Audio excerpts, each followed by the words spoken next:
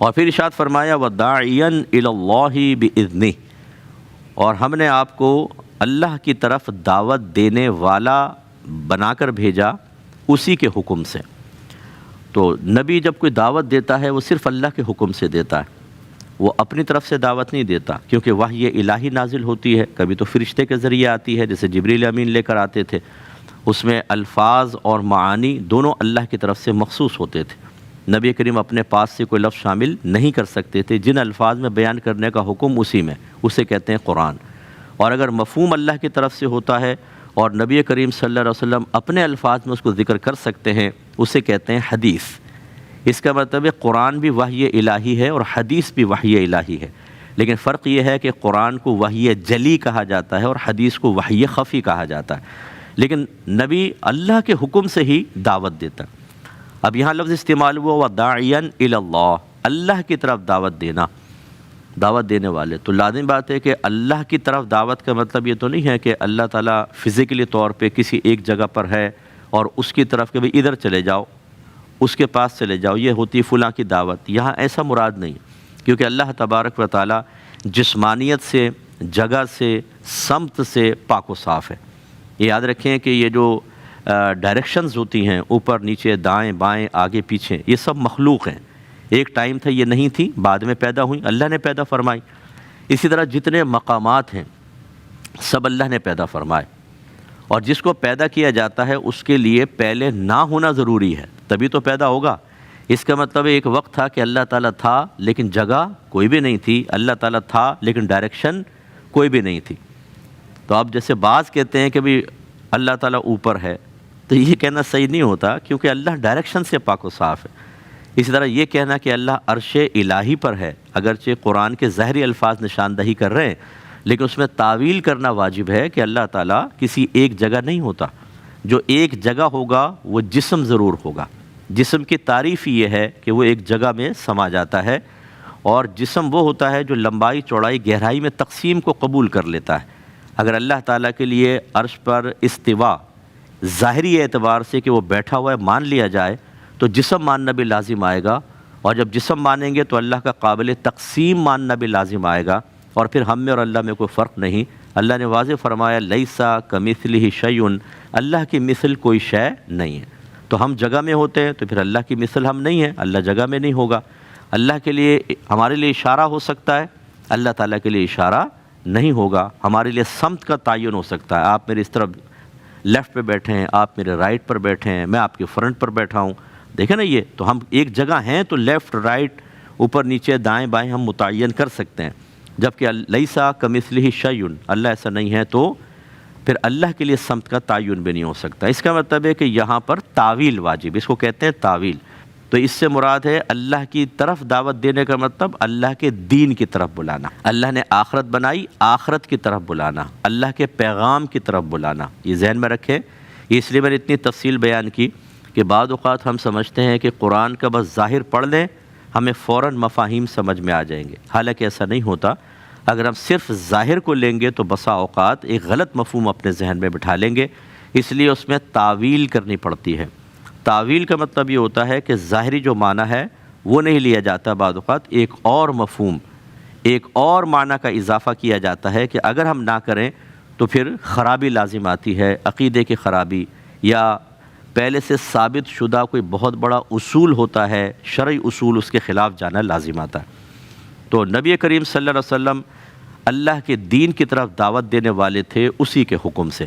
اس کا مطلب یہ کوئی آپ نے اپنے طور پر اس کا انتخاب نہیں کر لیا تھا کہ میں ایسا کر لوں، بلکہ باقاعدہ اللہ تبارک و تعالیٰ نے آپ کو حکم ارشاد فرمایا۔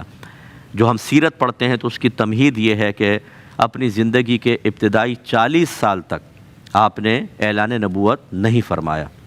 اس میں آپ کو حکم دیا گیا کہ ابھی وحی نازل نہیں ہو رہی، لیکن 40 سال تک ایسے زندگی گزاریے کہ جب آپ داعین الی اللہ باقاعدہ بن جائیں اور اعلان کریں تو 40 سالہ زندگی میں کوئی بھی آپ کا کوئی اسکینڈل نہ بنا سکے۔ کافر ڈھونڈتے رہ جائیں کہ کوئی ایک تو ویک پوائنٹ نظر آئے 40 سال کے اندر، تاکہ اس کو بنیاد بنا کر ہم ان کی تبلیغ سے، ان کی دعوت سے انکار کر سکیں، لیکن بے نقص 40 سال، 40 ایئرز بہت بڑے ہوتے ہیں، اور پھر نبی کریم نے باقاعدہ داعین الی اللہ باذنہ جو اللہ نے فرمایا اس کے منصب پر آپ قائم ہوئے اور آپ دعوت دیتے رہے۔ 13 سالہ مکی زندگی، 10 سالہ مدنی زندگی، کل 23 سال آپ کے ہیں جس میں آپ نے تبلیغ فرمائی ہے باقاعدہ۔ نوح علیہ السلام کی 950 سال تقریباً عمر تبلیغ کی ہے، اصل عمر اس سے زیادہ ہے، 1000 سے اوپر ہے۔ 950 سال تبلیغ فرمائی اور آپ پر اونلی 72% ایمان لے کر آئے، 72 افراد۔ اور میرے آقا نے صرف 23 سال تبلیغ فرمائی اور اربوں خربوں کو مسلمان کر گئے، کیونکہ جو آپ کے زمانے میں تھے وہ پھر ابھی مسلمان، اور قیامت پتہ نہیں کب تک آئے گی، انشاءاللہ یہ سلسلہ چلتا رہے گا اور نبی کریم کا فیض جاری رہے گا۔ اور اللہ نے فرمایا وَسِرَاجًا مُنِيرًا، روشن چراغ بنایا آپ کو۔ چراغ چونکہ روشنی کر دیتا ہے ہر طرف، اللہ نے خاص آپ کو فرمایا، اچھا یہ نہیں فرمایا شمسم منیرا، چمکتا ہوا سورج بنا دیا۔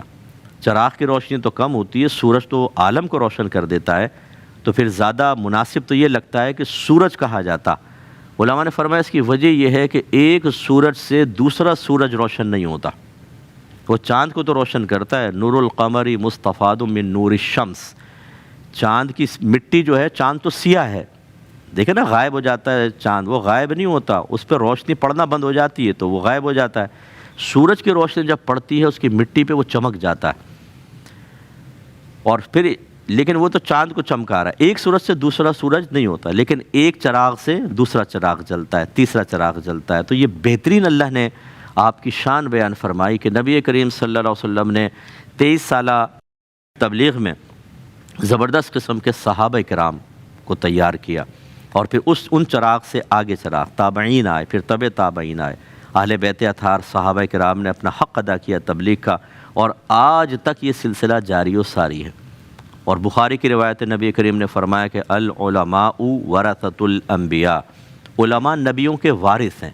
اس کا مطلب ہے جب وہ سلسلہ ختم ہوا، صحابہ تشریف لے گئے، تابعین طب تابعین، تو پھر علماء کا کردار ہے کہ وہ قیامت تک تبلیغ کرتے رہیں گے۔ لیکن میرے آقا صلی اللہ علیہ وسلم نے اپنے ہر امتی کو یہ منصب عطا فرمایا، ارشاد فرمایا بلغوا عنی ولو آیا، میری طرف سے پہنچا دو اگرچہ ایک ہی آیت کیوں نہ ہو۔ اس لیے ہر امتی پر تبلیغ واجب ہوتی ہے، جتنا ہمارے پاس علم ہے وہ ہمیں اپنی کم از کم فیملی تک پہنچانا ہوتا ہے، کہ اپنے اطراف میں، اپنے سراؤنڈنگ میں جتنے لوگ ہم سے وابستہ ہیں، دوست احباب ہیں، رشتہ دار ہیں، ان کو ہمیں تبلیغ کرنی ہوتی ہے، جبکہ ہمیں یقین ہو کہ یہ میری بات کو مان لے گا، تو یہاں تو واجب ہو جاتا ہے۔ اور اگر یقین نہیں ہے، تذبذب ہے، تو پھر تبلیغ کرنا مستحب ہوتا ہے، کریں گے ثواب ملے گا، نہیں کریں گے تو کوئی بات نہیں۔ یہ نبی کریم نے ہر ایک کو اس لیے مکلف بنایا، میں آپ کے گھر میں نہیں آ سکتا، جہاں آپ جاب کرتے ہیں میں وہاں تو نہیں پہنچ سکتا، کوئی بھی عالم ہر جگہ تو نہیں پہنچ سکتا۔ اگر تبلیغ دین یا یہ چراغ سے چراغ جلانا صرف علماء کا منصب ہوتا تو آپ دیکھیں تبلیغ کتنی محدود ہو جاتی۔ اس لیے ہر مسلمان کو لازم کیا کہ وہ تبلیغ کرے۔ اس لیے سرکار صلی اللہ علیہ وسلم نے پیرنٹس کو خاص طور پر گویا کہ مخاطب کیا ہے، یہ کہ ضمن میں آتا ہے کہ کلکم راعین وکلکم مسئول عن رعیتہ، تم میں سے ہر شخص نگہبان ہے، تم سے تمہارے ماتحت کے بارے میں کویسچن کیا جائے گا۔ فرمایا مرد سے اس کی بیوی بچوں کے بارے میں پوچھا جائے گا، عورت سے اس کے شوہر اس کے گھر کے بارے میں پوچھا جائے گا۔ تو یہ باپ پہ لازم ہوتا ہے، پیرنٹس پہ لازم ہوتا ہے کہ وہ اپنے بچوں کی تربیت کریں، انہیں دین سکھائیں۔ یا ایھا الذین آمنوا قوا انفسکم واہلکم نارا وقودھا الناس والحجارہ، اے ایمان والو اپنے آپ کو اور اپنے گھر والوں کو جہنم کی اس آگ سے بچاؤ جس کا ایندھن آدمی اور پتھر ہیں۔ یہ بھی دیکھیں، یہ بھی اشارہ ہے اس طرف کہ اپنے گھر والوں کو جہنم کی آگ سے بچانے کا مطلب ان کو علم دین سکھاؤ، نیکی کا حکم کرو اور برائی سے روکو۔ پھر آگے فرمایا وَبَشِّرِ الْمُؤْمِنِينَ بِأَنَّ لَهُم مِّنَ اللَّهِ فَضْلًا كَبِيرًا، اور اے حبیب آپ بشارت دیجئے مومنین کو اس بات کی کہ ان کے لیے اللہ تعالی کی طرف سے فضل کبیر ہے۔ فضل مینز انعام، کوئی بھی اضافی چیز جو بطور ہبہ تحفتاً دی جاتی ہے اس کو فضل سے تعبیر کرتے ہیں، اور اللہ نے فرمایا کبیر، بڑا۔ اب آپ اندازہ کریں اگر ایک غریب آدمی ہو وہ کہے کہ میں نے اپنی بیٹی کو بڑا جہیز دیا ہے، جھگی میں رہنے والا، کتنے کا دے گا؟ ہزاروں میں ہوگا بیچارہ، وہ اس کو ہی بڑا سمجھے گا۔ ایک لکھ پتی آدمی جب یہی جملہ کہے گا تو آپ کہیں گے وہ لاکھوں میں ہوگا۔ اگر ایک کروڑپتی کہے تو کہ میں نے بیٹی کو بہت بڑا جہیز دیا ہے، اسی حساب سے آپ اس میں اندازہ کریں گے۔ اگر ایک ارب پتی کہے کہ میں نے بیٹی کو بڑا جہیز دیا ہے تو اربوں کے اندر آپ کے یا کروڑوں میں کم از کم آپ کے ذہن میں آئے گا۔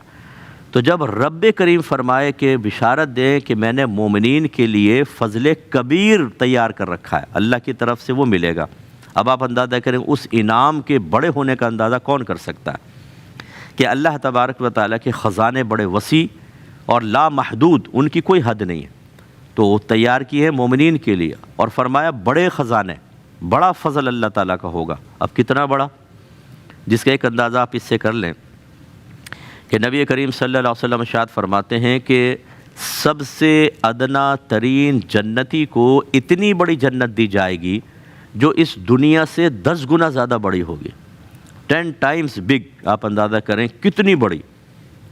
میں کبھی کبھی بچوں کو سمجھاتا ہوں پڑھاتے ہوئے کہ ہم لوگ اپنے محلے میں رہتے ہیں نا، آپ نے بھی غور کیا ہوگا، ہر گلی کے اندر آپ داخل نہیں ہوئے ہوں گے، 1 2 3 4 جہاں دوست رہتے ہیں وہاں چلے گئے، باقی کئی گلیوں کے سامنے سے گزر جاتے ہیں۔ یعنی ہم تو اپنے علاقے کی جگہیں بھی صحیح طرح پوری نہیں دیکھ پاتے اور زندگی گزر جاتی ہے، اور پھر پورا کراچی، پورا پاکستان، پھر پوری دنیا کہاں ہم دیکھ سکتے ہیں، کیونکہ یہ بہت بڑی دنیا ہے۔ اور جنتی کو، وہ بھی ادنا ترین جنتی کو کتنی ملے گی؟ اس دنیا سے 10 گنا زیادہ بڑی۔ یہ ادنا ہے، اعلیٰ کو کتنی ملے گی؟ اس لیے جب انعام بڑا ہو تو ہمیں اس بشارت سے بھی ایک حصہ لینے کا ذہن بنانا چاہیے۔ وہ اس طریقے سے کہ اگر فرض کر لیں ایک آدمی آپ کے سامنے ایک 10 روپے کا نوٹ رکھے، 20 50 100 500 1000 5000 اور کہے کوئی ایک لے لو، کون سا لیں گے؟ 10 والا نہیں، 5000 والا لیں گے۔ سب سے بڑا وہ ہے۔ اس کا مطلب فطرت انسانی کا تقاضا ہے، وہ کم پہ راضی نہیں ہوتی، وہ بڑا چاہتی ہے۔ اور اللہ تعالیٰ یہ فرما رہا ہے مومنین کو بشارت دیں کہ تمہارے لیے فضل کبیر جمع کر رکھا ہے، اللہ نے وہ تیار کر رکھا ہے۔ اس کا مطلب ہے جب فضل کبیر ہے تو پھر ہمیں کبیر کی طرف ہی توجہ کرنی چاہیے، صغیر کی طرف نہیں کرنی چاہیے۔ لیکن آپ یہ دیکھیں گے کہ ہمارے مسلمان دنیا میں قناعت کے لیے تیار نہیں، کم کے لیے۔ دنیا میں تو ہم چاہتے ہیں ناک بند کر کے دریائے دنیا میں ایسے غوطہ لگائیں کہ باہر نکلنا ہی نصیب نہ ہو، لیکن آخرت کے معاملے میں ہم قناعت پسند ہیں۔ 5 وقت نماز پڑھ لی ورنہ ایک آدھ، چلو فجر تو عمومی نکل جاتی ہے لوگوں کی، باقی بھی کوئی کسی وجہ سے نکل گئی۔ علم دین ہم سیکھتے نہیں، عمل ہم کرتے نہیں، نبی کریم کی سیرت کا ہم مطالعہ کر کے اس پر عمل پیرا ہونے کا ذہن نہیں بناتے ہیں۔ گویا کہ دین کے معاملے میں ہم نے کم کو اختیار کر لیا، بس تھوڑا بہت مل جائے کافی ہے۔ یہ روش صحیح نہیں ہے۔ نبی کریم صلی اللہ علیہ وسلم کو آپ دیکھیں، آپ اللہ کے حبیب ہیں، خود فرماتے ہیں انا سید الاولین والآخرین، میں پہلے والوں کو بھی سردار ہوں اور بعد والوں کا۔ لیکن کبھی آپ نہیں دیکھیں گے عمل میں کوئی سستی نظر آئے۔ صحابہ کرام، اہل بیت اطہار، اولیاء اعظام، سب مسلسل کام کرتے رہے۔ ہمیں بھی انہی کے روش پہ چلنے چاہیے۔